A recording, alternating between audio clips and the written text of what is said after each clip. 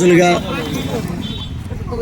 రాష్ట్ర వ్యాప్తంగా ఉన్న సమగ్ర శిక్ష కాంట్రాక్ట్ ఉద్యోగుల నిర్వధిక సమ్మెకి centre of Indian trade unions CITU Bhadradri Kothagudem జిల్లా కమిటీ పక్షాన మీ సమ్మెకి మీ పోరాటానికి సంపూర్ణమైనటువంటి మద్దతుని తెలియజేస్తూ మీ దగ్గరికి వచ్చి సంఘీభావాన్ని తెలియజేయాలని ఇక్కడికి రావడం జరిగింది.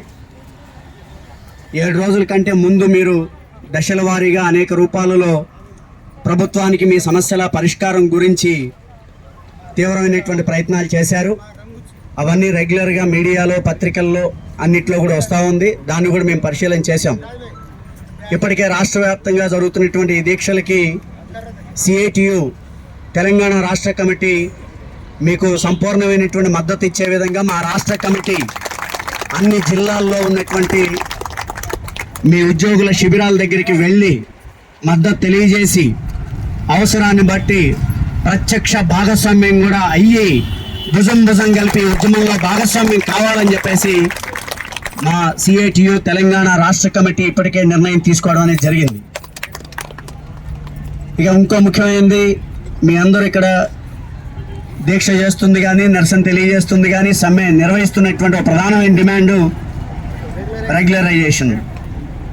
వరంగల్లో జరిగినటువంటి మీ పోరాటం సందర్భంలో అప్పుడు ప్రతిపక్ష నేతగా ఉండి ఇప్పుడు రాష్ట్ర ముఖ్యమంత్రిగా ఉన్నటువంటి గౌరవనీయులు రేవంత్ రెడ్డి గారు మీ శిబిరం దగ్గరకు వచ్చి రాబోయేది ప్రజాపాలన, ఇందిరమ్మ రాజ్యం, మీ కష్టాలు బాధలు 10 ఏళ్ల కాలంలో తెలంగాణ రాష్ట్రం ఏర్పడిన తర్వాత మీ ఏ సమస్య పరిష్కారం కాలేదు, మేము రాగానే మీ సమస్యలన్నీ పరిష్కారం అవుతాయని చెప్పేసి చాలా స్పష్టమైనటువంటి హామీ ఆ రోజు చెప్పారు. మా ప్రభుత్వం ఏర్పడగానే మిమ్మల్ని సచివాలయానికి పిలుస్తాను, మీతో మాట్లాడతానని చెప్పేసి స్పష్టమైనటువంటి హామీ ఇచ్చారు. ఇవాళ రేవంత్ రెడ్డి గారిని అడుగుతున్నాం మేము సూటిగా. సంవత్సరం అయింది మీరు అధికారంలోకి వచ్చి, ప్రజాపాలన విజయోత్సవ సభలు శాఖల వారీగా రోజు నిర్వహిస్తూ ఉన్నారు. ఓ గౌరవ ముఖ్యమంత్రి గారు ప్రజాపాలన విజయోత్సవ సభ నిర్వహించాలి అనేది మీ ప్రభుత్వం తీసుకున్న నిర్ణయం మీ వరకు మంచిదే కావచ్చు.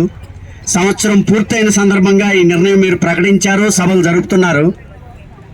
మీరందరూ సమగ్ర శిక్ష ఉద్యోగులు, పాఠశాలలకి అనుబంధం అయినటువంటి డిపార్ట్మెంట్ మీరు.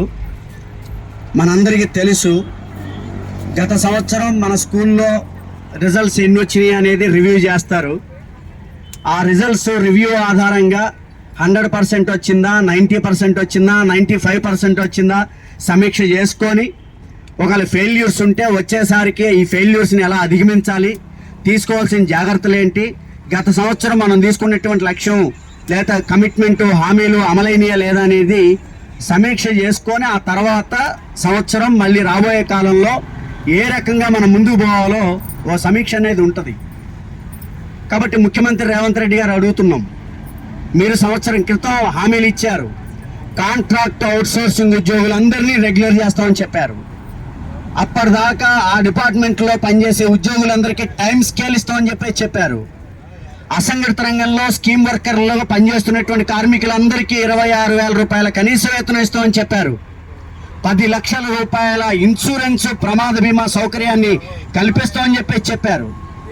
సంవత్సరం మళ్ళీ తిరిగి కాంట్రాక్ట్ పద్ధతిని రెన్యువల్ కాకుండా, రీఎంగేజ్ కాకుండా ఒకసారి అపాయింట్మెంట్ అయినటువంటి వాళ్ళని రెగ్యులర్ చేసేటువంటి ఫైల్ని మేము ముందుకు తీసుకెళ్తామని చెప్పేసి ఇచ్చినటువంటి హామీలన్నింటినీ ఈ సంవత్సర కాల విజయోత్సవ సభల్లో మీరు సమీక్ష చేశారా అని చెప్పేసి ఈ ప్రభుత్వాన్ని సూటిగా సిఐటి అడుగుతా ఉంది. ఇవి సమీక్ష చేయండి. మీరు ఇచ్చిన హామీలు అమలైనయా లేదా అనేది వాటిని శాఖల వారీగా కూర్చొని రివ్యూ చేయండి. ఆ సమీక్షల్లో మీరు ఇచ్చిన హామీలు అమలు కాకపోతే ఆ అమలు కోసం జరిగినటువంటి ప్రయత్నం ఏంటో ప్రజలకి, ఉద్యోగులకి, కార్మికులకి బహిరంగంగా శ్వేతపత్రాన్ని విడుదల చేసి మీరు చేసినటువంటి ప్రయత్నాలు ఏంటో వివరించండి. అంతే తప్ప ఈ రోజున విజయోత్సవ సభలని, ప్రజాపాలన అని చెప్పేసి మీరు ఆర్భాటాలు హంగులు చేస్తే ఈ రాష్ట్రంలో ఉన్నటువంటి, తెలంగాణ రాష్ట్రంలో ఉన్నటువంటి ప్రజలు, కార్మికులు, ఉద్యోగులు ఏం అర్థం చేసుకోకుండా ఉండలేరు అని చెప్పేసి మేము స్పష్టంగా తెలియజేస్తా ఉన్నాం. కానీ ఈ సంవత్సరంలో ఆయన మాత్రం కొన్ని విజయాలు సాధించాడు. ఏంటి ఆ విజయాలు? టీఎస్ అనేటువంటి పేరుని టీజీగా మార్చాడు. చెప్తాం అది కూడా సోదరా. అలాగే టీఎస్ఆర్టీసీ పేరుని టీజీఎస్ఆర్టీసీగా మార్చాడు. తెలంగాణ తల్లి విగ్రహాన్ని, దాని రూపం, రంగు అన్నీ మార్చాడు.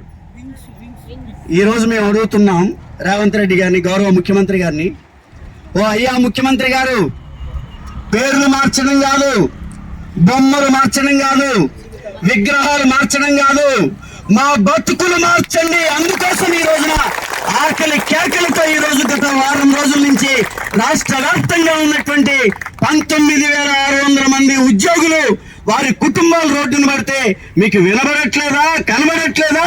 మీ మంత్రివర్గం ఎక్కడ నిద్రపోతుందని చెప్పేసి ఈ రోజు ఈ ప్రభుత్వాన్ని సిఐటి సూటిగా అడుగుతా ఉంది. ఇది కదా మీరు ఆలోచించాల్సింది. పేర్లు మారిస్తే, విగ్రహాలు మారిస్తే.